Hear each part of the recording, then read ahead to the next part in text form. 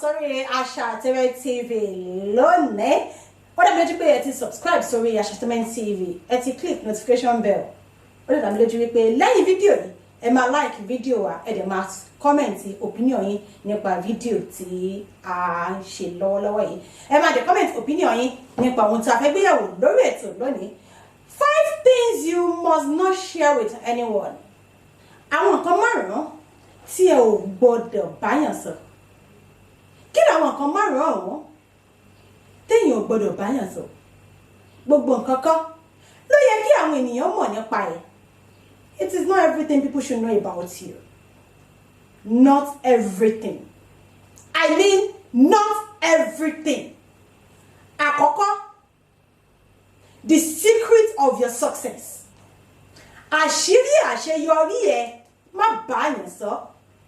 Don't share that with anyone.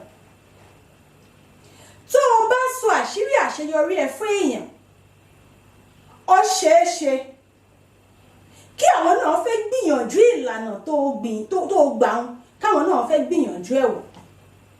Àmọ́ tí wọ́n bá tọ ìlànà yẹn tí wọ́n fìdí rẹmi, wọ́n wá padà wá fẹ̀sùn kàn wípé irọ́ ló pa jẹ. Kí ni? Ṣé búrẹ́dì ló wá tà tó fi kọ́lé ni? Ṣebí búrẹ́dì ọ̀hún náà làwa náà ń tà. Kí ló dé táwọn ò ṣe wá ra kẹ̀kẹ́? Débi páwọ̀ àkọ́lé. Irọ́ ni ọ̀nà ẹ̀bùrú ló gbé gbà.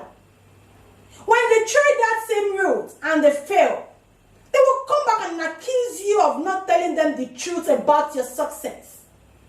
And that is when they will start saying what is not about you. Never share the secret of your success with anyone.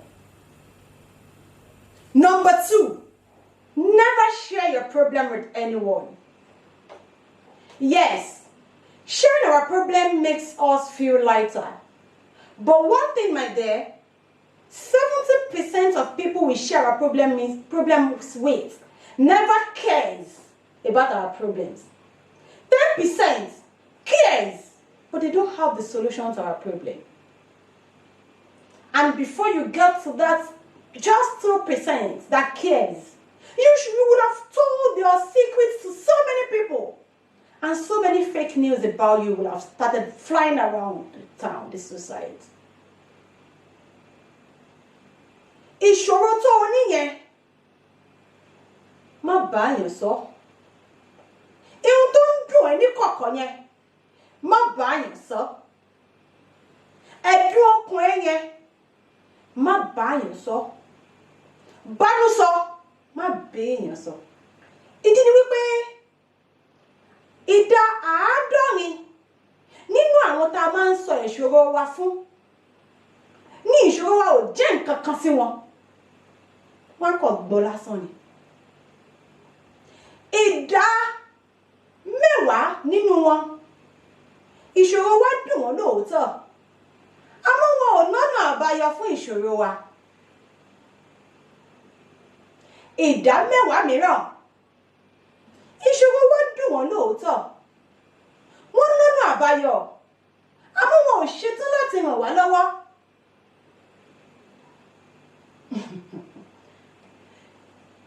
Ló fi jẹ́ wípé nígbà míì lọ́pọ̀ ìgbà sísọ ìṣòro wa ó tún máa ń dákún ìṣòro wa ni. Sharing your problem with people increases it. Máa ń dákún ni. Látàrí wípé ẹ wá máa gbọ́ ẹni wípé ọ̀rọ̀ òkèrè ni tí ò bá ti lékan ẹ̀yin èèyàn mi ó máa dínkàn. They can't just say it exactly the way you said it. They won't share it exactly the way you shared it. Aláwọn alásọdùn èèyàn, they will have theirs. Aláwọn tí wọ́n mọ̀ ọ́ sọ, tó mọ̀ ọ́ sọ, they will remove theirs. Ló fi jẹ́ wípé ọ̀rọ̀ tọ́rọ̀ bá ń tàn kò ní tàn tán tàbí kó má tàn pé, kò ní tàn tán yányán tàbí kó má tàn pé yányán. Never share your problems with anyone. And if you must, think twice. If it's a must for you to share your problem with someone, think twice. Èmi tí wọ́n sọ kíní kan wípé kó o tó lè sọ ìṣòro ẹ fún èèyàn, kó kọ́kọ́ fi ọ̀rọ̀ tí ò nítumọ̀ dán onítọ̀hún wò àwọn ọ̀rọ̀ tí ò nítumọ̀ kan kọ́kọ́ fi dán onítọ̀hún wò tó bá ti sọ síta kò ń ṣe ẹni tó ṣe gbára lé kì í ṣe níta ló ìsọṣòro wá fún ó tún ní í ṣe pẹ̀lú gbèdéke ìgbà tá a ti mọ̀ you can't just meet a stranger today and start telling the person your secret o lè pàdé àjòjì kan lónìí tó sáré mú lọ́rẹ̀ẹ́ kó wá bẹ̀rẹ̀ sí ní sọ̀ṣòro ẹ̀ fún ó gbọ́dọ̀ ní í ṣe pẹ̀lú gbèdéke tó ti mẹ́ni tọ̀hún àtàwọn nǹkan tó ti jọ payé pọ̀ tí ò ń ṣọ̀rọ̀ àṣírí ilé ìtẹ́nikẹ́ni ò sì gbọ́ sí so never share your problems with anyone and if you must think twice ẹlẹ́ẹ̀kẹta don't share your dreams with people ibi tó ń lọ àwọn goals tó ti set up fún ara ẹ àwọn dreams tó ti set up fún ara ẹ don't share it with people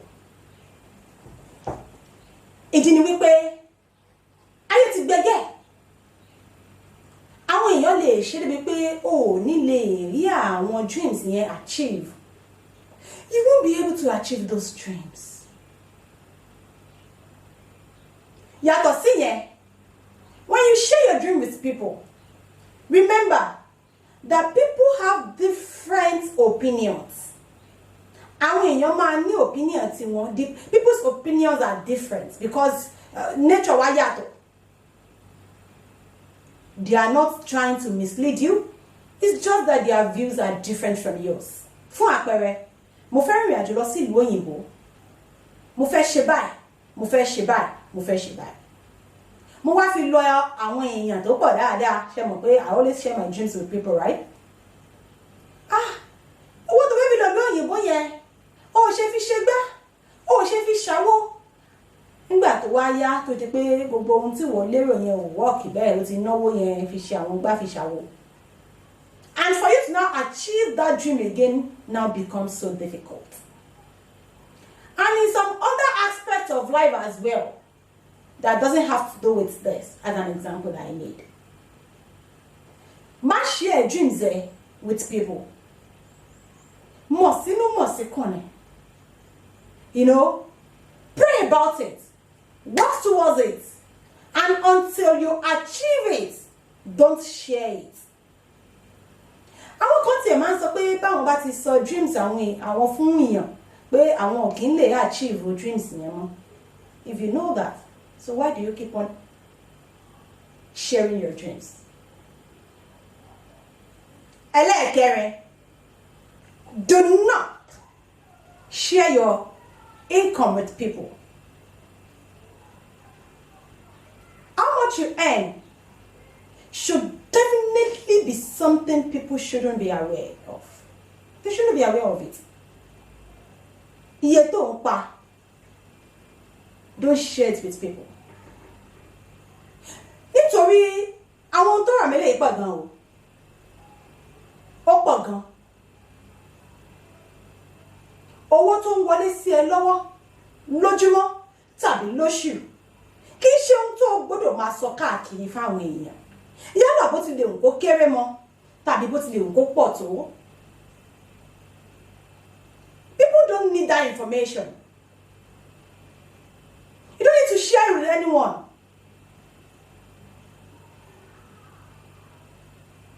Ọ̀rọ̀ tó rà mọ́ pọ̀ àmọ́ mo mọ̀ yìí pé eléyìí ó ti yé ẹ̀yin ọ̀jọ̀gbọ́n tẹ́ máa ń wo ètò yìí. You don't need to convince people about any opinion about whatever by telling them how much you earn. Wọ́n á máa fojú sí ìgbésí ayé ẹ̀ tó bí wọ́n ti mọ iye tó ń pa.